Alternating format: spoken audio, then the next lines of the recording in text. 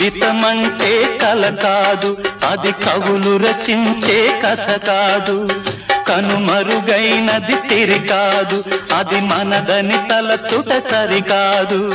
కుడి ఎడమైతే పొరపాటు లేదను నానుడి సత్యం కాదు, ఇది అందరికి అర్థం కాదు.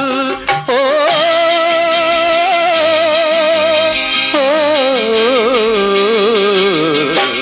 వేగు చుక్క మొలిచింది, వేకువ పొడ చూపింది, తూర్పు తెల్లవారక ముందే కాలం మాటేసింది, నా కళ్ళను కాటేసింది.